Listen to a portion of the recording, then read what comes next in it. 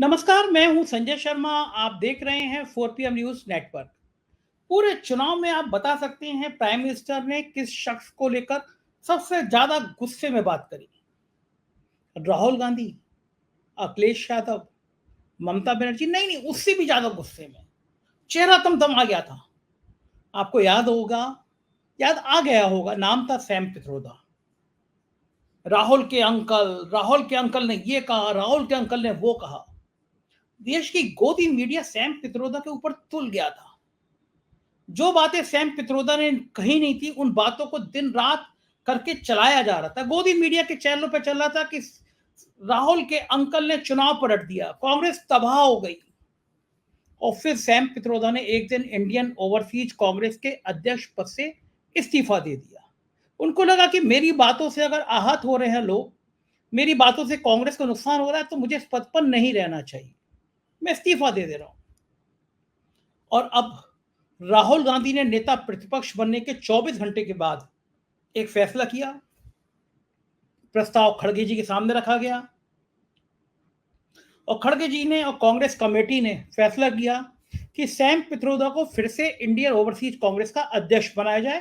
पूरी दुनिया में वो कांग्रेस की नीतियों का, गांधी जी की नीतियों का, नेहरू की नीतियों का प्रचार प्रसार करें, दुनिया को बताएं कि भारत कैसा है, भारत किस तरह गांधी के मूल्यों की रक्षा करना जानता है, रक्षा करना चाहता है, गांधी के संदेश को फैलाना चाहता है।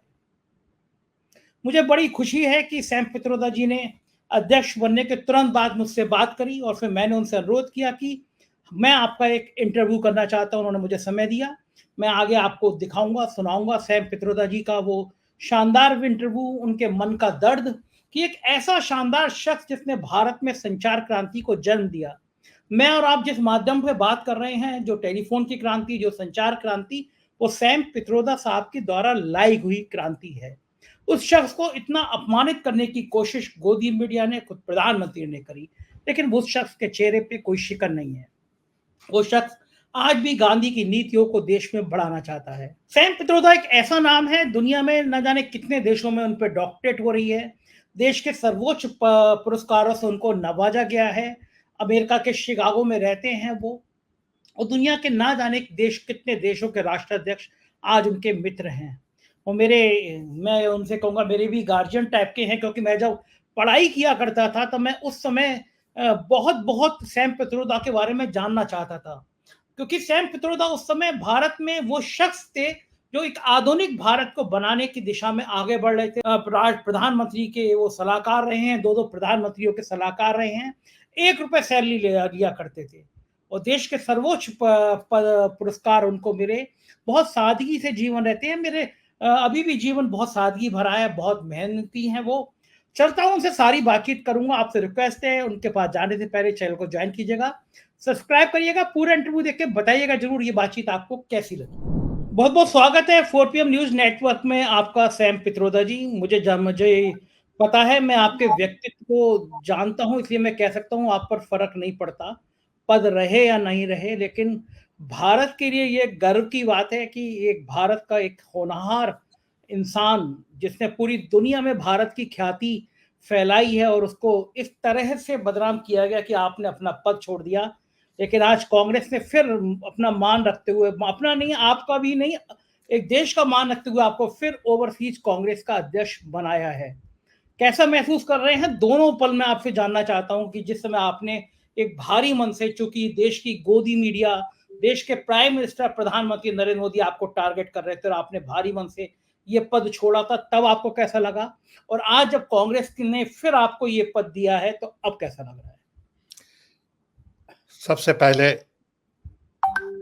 आपका बहुत बहुत धन्यवाद कि आपने मुझे ये मौका दिया। मैं कांग्रेस प्रेसिडेंट मिस्टर खड़गे sahab, Rahul Gandhi and all my Indian overseas Congress presidents and members, सबका मैं बहुत बहुत धन्यवाद देता हूं कि उन्होंने मुझे ये काम के काबिल समझा। इस समय बहुत जरूरी है कि हम थोड़ा ज्यादा ध्यान दें डेमोक्रेसी पे, क्योंकि हिंदुस्तान में डेमोक्रेसी की जीत हुई है। ये जीत देश के लिए ही नहीं, लेकिन पूरी दुनिया के लिए बहुत इंपॉर्टेंट है। आप जानते हैं थोड़े वक्त में यूके में इलेक्शन है, फ्रांस में इलेक्शन है, यूएस में इलेक्शंस हैं। सब जगह डेमोक्रेसी इज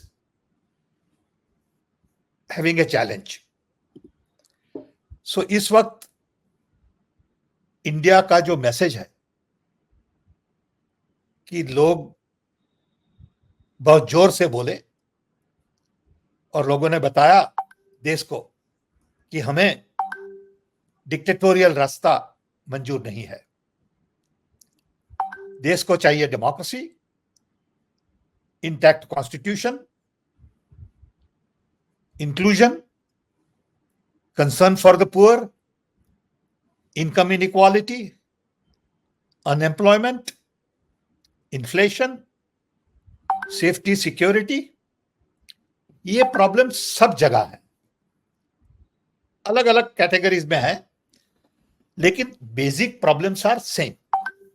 यहां भी इनकम इनइक्वालिटी है, यहां भी अभी तकलीफ है कि डेमोक्रेसी विल गेट डीरेल्ड।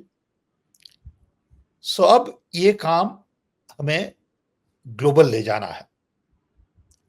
सो हम मानते हैं कि ये जो नया फेज है इंडियन ओवरसीज कांग्रेस का, ये फेज में हमें ग्लोबल दिशा में ज्यादा काम करना है। तो ये एक बड़ी चैलेंज है। हमारे जो लीडर्स हैं 32 कंट्रीज में, उन्हें हमें एक्सपांड करना है 50 कंट्रीज में। थोड़ी इंस्टीट्यूशन स्ट्रेंथन करनी है हमारी सब जगह। हमें थिंक टैंक बनानी है ग्लोबल, हमें ग्लोबल प्रेजेंस बढ़ानी है। सो हम रिक्वेस्ट करेंगे खरगे साहब को, राहुल को और अदर्स को कि आप हमें मौका दीजिए कि हम आपको दूसरे देशों में ले जाएं। आपका समय दीजिए थोड़ा बहुत, कि जिससे कांग्रेस पार्टी की जो आइडियोलॉजी है वो ग्लोबल हो जाए।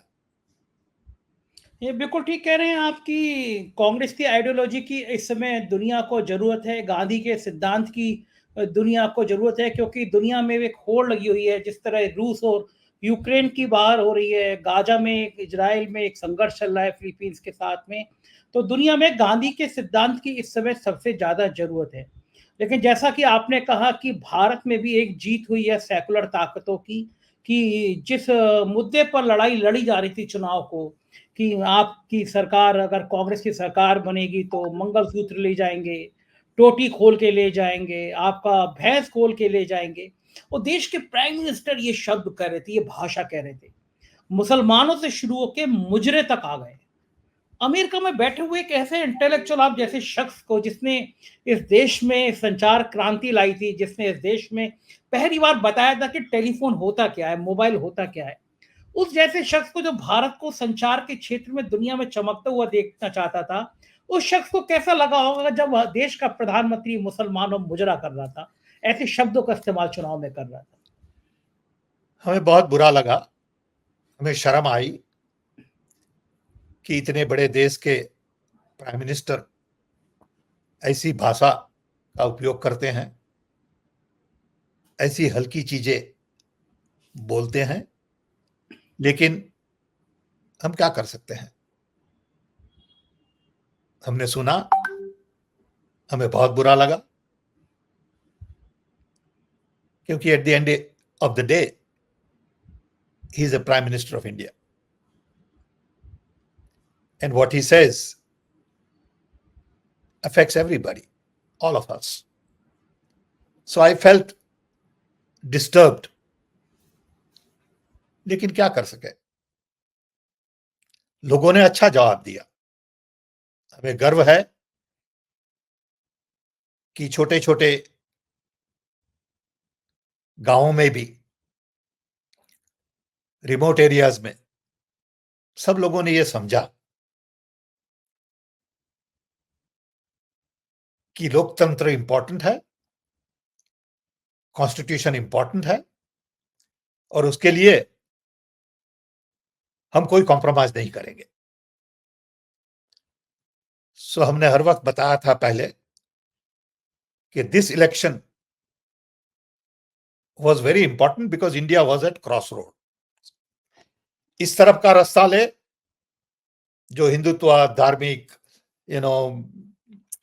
एक राष्ट्र एक, और इस तरफ का रास्ता ले जो कांग्रेस का रास्ता था और बीजेपी का रास्ता था, आरएसएस का रास्ता था। तो लोगों ने सिलेक्ट किया कि हम कांग्रेस का रास्ता लेंगे, और कांग्रेस का मीनिंग इंडिया अलायंस का, सबका, क्योंकि सब लोग साथ हैं।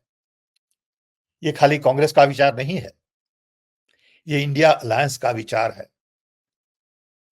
तो हमें अच्छा लगता है कि लोगों ने डिसाइड किया कि आरएसएस और बीजेपी का रास्ता हमें मंजूर नहीं है। ठीक है, मेजॉरिटी नहीं आई इंडिया अलायंस की, ठीक है कि बीजेपी ने गवर्नमेंट फॉर्म की है, we respect that, but now BJP को समझना है कि उनकी गवर्नमेंट मेजॉरिटी वाली नहीं है। सो उन्हें जो भी काम करना है वो इस तरह से करना है कि लोगों की आवाज को सेंटर में रखें। कि लोगों ने मैसेज भेजा है कि ये सरकार आपकी मन्नी से नहीं चला सकते। सो हम सबको मिलकर देखना है कि प्राइम मिनिस्टर को लोगों का मानना है, कंसल्टेशन करना है, पार्लियामेंट में डिबेट एंड ऑपोजिशन को भी बताना है कि public wants us to be stronger. They have given us a mandate. Similarly, institutions also have to recognize that they need to be independent. Media needs to be more open, transparent. Civil society needs to be more active. So ये सब चीजें बदलनी है। लोगों ने जो कहा है उसका मतलब क्या है, ये सबको समझना है। सैम साहब, पूरे चुनाव को जब पहले चरण के बाद जिस तरह से सांप्रदायिक करने की कोशिश की गई, अयोध्या में प्राइम मिनिस्टर ने रोड शो किए, जनवरी में जब से राम मंदिर का उद्घाटन हुआ, राम मंदिर को सेंटर में रख के गांव-गांव एक भावना भड़काने की कोशिश की गई, लेकिन अयोध्या की नगरी से एक अलग संदेश गया। और मैंने कहा ये बात कई बार कि अयोध्या हर बार एक नया संदेश देती है जब मंदिर से छेड़खानी होती है। जब बाबरी मस्जिद का विध्वंस हुआ था, उस साल भी चुनाव में अयोध्या ने भारतीय जनता पार्टी के प्रत्याशी को हरा दिया था, कम्युनिस्ट पार्टी का प्रत्याशी जीता था। और इस बार भी जब राम जन्मभूमि को लेकर पूरे देश में एक उन्माद पैदा करने की कोशिश करी, तब अयोध्या ने फिर एक बार संदेश दिया और वहां से समाजवादी पार्टी इंडिया गठबंधन के प्रत्याशी को जिताया। दूसरी बात कि राम मंदिर जिसको लेकर इतनी बड़ी ब्रांडिंग हुई, इतना करोड़ों अरबों रुपया इकट्ठा किया गया, दुनिया भर से चंदा आया, दुनिया भर के लोग देखने आए क्योंकि भगवान राम इस देश के आराध्य हैं, कण-कण में बसे हैं। लेकिन उस राम मंदिर के गर्भगृह की छत लीक हो गई। वहां के मुख्य पुजारी कह रहे थे कि गर्भगृह जहां मूर्ति रखी है उसके ऊपर से पानी टपक रहा है, गर्भगृह से पानी निकलने की कोई जगह नहीं है। करोड़ों रुपए की जो सड़कें बनाई गई थी वो सड़कें टूट गई पहली बारिश में। जो रेलवे स्टेशन बना था जिसका उद्घाटन प्राइम मिनिस्टर ने किया था, उसकी बाउंड्री वॉल गिर गई।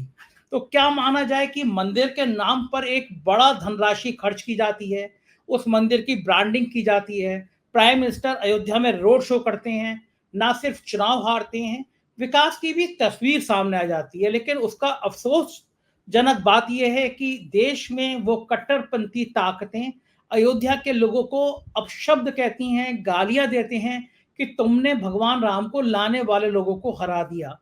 पूरी दुनिया में ऐसी बातों के संकेत किए जाते हैं। आप पूरी दुनिया से जुड़े हैं, इंडियन ओवरसीज कांग्रेस लगभग हर देश में मौजूद है। पूरी दुनिया में जो भारतीय रह रहे हैं, जब वो तस्वीर देखते हैं कि वो राम मंदिर टपकने लगा, सड़कें टूटने लगी, तो क्या संदेश आता है दुनिया में? हम ऐसा मानते हैं और हमने बहुत दफा कहा है कि धर्म ये पर्सनल चीज है। हमें अच्छा नहीं लगता जब धर्म पॉलिटिक्स में लाया जाता है। हम सब धर्म को मानते हैं, सबकी रिस्पेक्ट करते हैं, सबको पूरा साथ देते हैं, लेकिन प्राइम मिनिस्टर और कोई भी leader public property, personal time in the position of power spends too much on one religion, it is not fair to the people of India. No matter who you are. अब देखिए कि देश में करीबन 18% मुस्लिम है, 14, 18, 15 समझो। एक भी मिनिस्टर मुस्लिम नहीं है। ये क्या संदेश देता है दुनिया को? That we are not inclusive. It's not fair. इसका मतलब ऐसा नहीं कि मैं किसी की टीका करता हूं, लेकिन सत्य यह है कि डेमोक्रेसी में सबको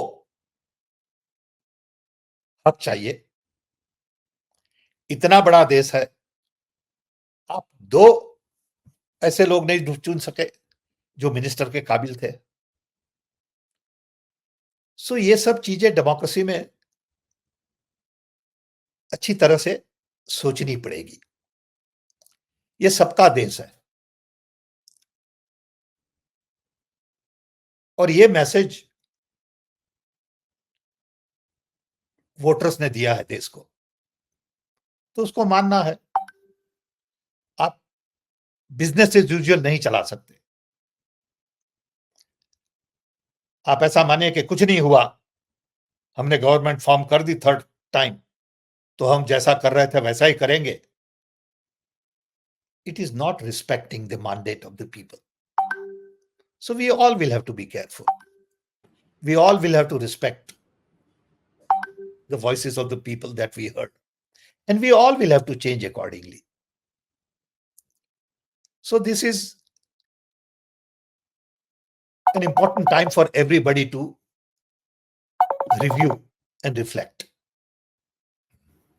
सैम साहब, आज पार्लियामेंट की तस्वीर देख रहे थे, नेता प्रतिपक्ष बन गए हैं राहुल गांधी। जब स्पीकर को चेयर तक लेके गए तो प्राइम मिनिस्टर की तस्वीर राहुल गांधी के साथ दिखाई दी सब टीवी चैनलों पर। और एक सीन ऐसा आया कि जब वो ओम बिरला जी का स्पीकर का हाथ मिला रहे थे, राहुल गांधी प्राइम मिनिस्टर पीछे खड़े हुए थे। संजय राउत जी ने वो ट्वीट भी किया कि कौन राहुल गांधी, ये सवाल किया था प्राइम मिनिस्टर ने। तो संजय राउत ने कहा कि ये है राहुल गांधी, अभी तो आप पीछे आए हैं, ये टेलर है अभी। और राहुल गांधी ने आज जो बातें कही वो पूरे देश में, राहुल गांधी और अखिलेश यादव दोनों ने जो बातें कही वो पूरे देश में आज सोशल मीडिया में चर्चा का विषय बन गई। राहुल गांधी ने कहा कि सदन चलाना ही जरूरी नहीं है, इस देश के 140 करोड़ लोगों की परेशानियां, उनका दर्द इस हाउस में सुनाई दे। अखिलेश यादव ने कहा कि निलंबन, सांसदों का निलंबन पर्याप्त नहीं है, कम से कम जो विपक्ष पे अंकुश चलता है वो सत्ता पक्ष पे भी चलेगा। दोनों ने आज वो बातें कही, वो सोशल मीडिया पे वायरल हैं। क्या लग रहा है आपको, ये जो नई पार्लियामेंट की तस्वीर उभरी है, इसमें बहुत मजबूत विपक्ष बना है, क्या प्राइम मिनिस्टर को इस बार परेशानी होगी हाउस चलाने में? लोग तो यहां तक कह रहे हैं कि आज तो प्राइम मिनिस्टर आ गए हैं, अब वो हाउस में दिखाई ही नहीं देंगे। राहुल गांधी की तरफ वो मुस्कुराए भी नहीं, राहुल गांधी की तरफ कोई फेस, नेता प्रतिपक्ष है, दुश्मन नहीं है आपके। मोहन भागवत ने तो कहा है कि नेता प्रतिपक्ष कहना चाहिए, विपक्ष नहीं कहना चाहिए। लेकिन प्राइम मिनिस्टर ने एक भी स्माइल आज दी नहीं राहुल गांधी को देखकर। क्या बहुत नफरत है दिल में? सबको बदलना है। देखो, I am very proud of Rahul Gandhi. I know him well, I work with him. I think we need more young people like him and Akhilesh Yadav and many others that we have in India Alliance. Country needs to look forward and not look backward. Prime Minister will have to change. Prime Minister will have to accept the reality and be more collaborative, cooperative. And everyone will have to change. We are at a very critical point in development. I personally believe if we really work hard with the national government in mind, we can be the richest nation in next 25 years. And we don't have to be the richest in terms of statistics and numbers and aakde. We have to make sure that our people feel happy, content. They have jobs, they have security, they have free education, free health services. That is what the development is all about. And I think it is about really lifting large number of people at the bottom of the economic pyramid. It is about Gandhian India. It is about rural development. It is about farmers' well-being. It is about security of the women. It's about jobs for our young. We know what needs to be done. The question is, are we getting it done? Do we know how to get these things done? We have lots of ideas, but we are very poor at implementation. So that is the challenge. And I'm sure opposition leaders will keep this government on track, will not allow them to really run it like they have done in the past, so they can push all their bills without proper conversation, proper debate. And I wish everybody the best. Sam साहब, पिछली parliament में हमने देखा था speaker ने जब विरोध हुआ तो दर्जनों सांसदों को एक साथ निकाल दिया, सस्पेंड कर दिया। अपोजिशन की आवाज को कोई सुनने वाला नहीं था। आपको लगता है कि अब विपक्ष के पास इतनी ताकत आ गई है, विपक्ष इतना मजबूत हो गया है कि अब स्पीकर ऐसी हिम्मत नहीं कर पाएंगे कि अगर विपक्ष अपने मुद्दे उठा रहा है तो उनके माइक बंद कर दिए जाएं? खड़गे साहब ने आरोप लगाया था कि मेरे माइक बंद कर दिए गए। इस बार का लगता है कि माइक बंद नहीं हो पाएंगे, बड़ी संख्या में सांसदों का सस्पेंशन नहीं हो पाएगा। आपको लगता है इस बार तस्वीर ऐसी बनेगी? राहुल गांधी ने उनकी पहली स्पीच में अच्छी तरह से कहा स्पीकर साहब को, और मैं मानता हूं speaker is intelligent enough to understand the message. Speaker is intelligent enough to listen to the voices of the people, and Speaker will rise above petty party politics and be the real leader and Speaker of the House. We expect Speaker also to change in attitude, in approach, in thinking. And I think that's the main message. We all will have to now guard our democracy, respect our constitution,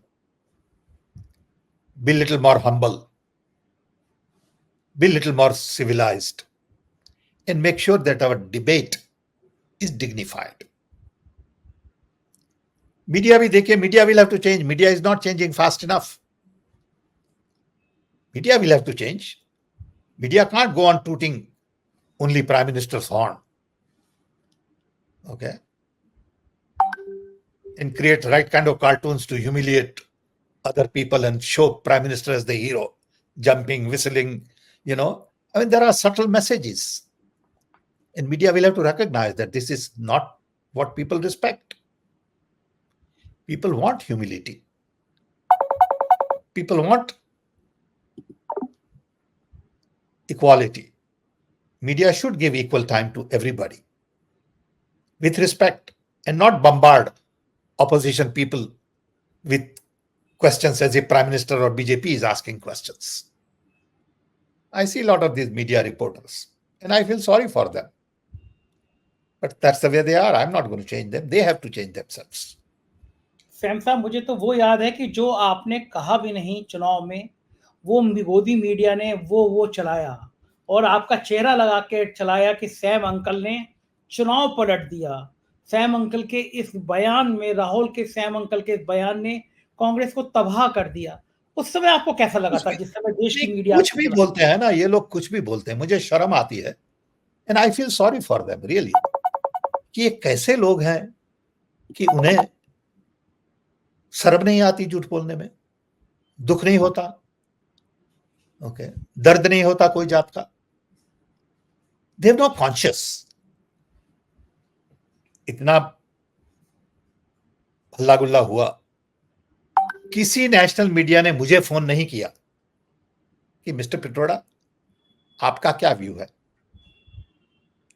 24 घंटे बारी तस्वीर बताई, लेकिन इतनी तो शर्म होनी चाहिए कि जरा इनसे पूछा जाए कि इन्होंने क्या कहा।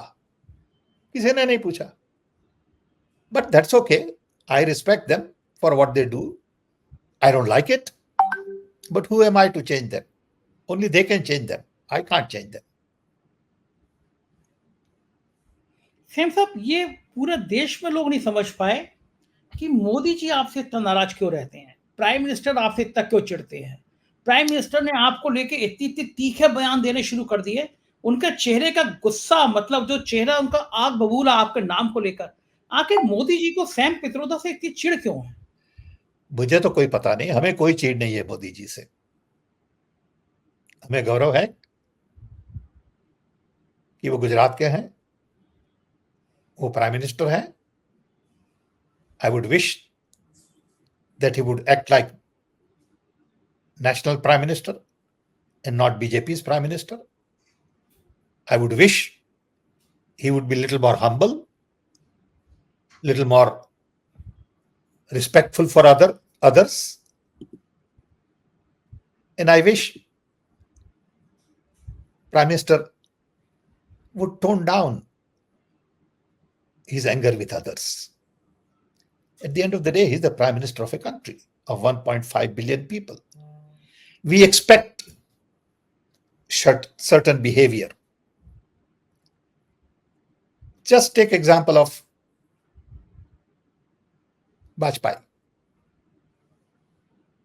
You know, I've known him. I respect him, and he was very humble. He could disagree with you, but there was a method. अभी की मेथड बहुत क्रूड है, ट्राइबल अप्रोच है। ओके, बहुत बहुत शुक्रिया सैम साहब, आपने इतनी बातचीत करी, हमें इतना समय दिया, आभार, थैंक यू। तो ये थे सैम पित्रोदा जी, और आपने सुना, आपने देखा कि किस कॉन्फिडेंस के साथ उन्होंने ये सारी बातें कही और कहा कि देश को, दुनिया को इस समय प्यार की जरूरत है। उम्मीद है कि कांग्रेस ये प्यार को, संदेश को आगे बढ़ाएगी। कैसी लगी बातचीत मुझे बताइएगा जरूर, आपकी राय का इंतजार रहेगा। चैनल को ऐसे ही प्यार देते रहिएगा। शुक्रिया, थैंक यू।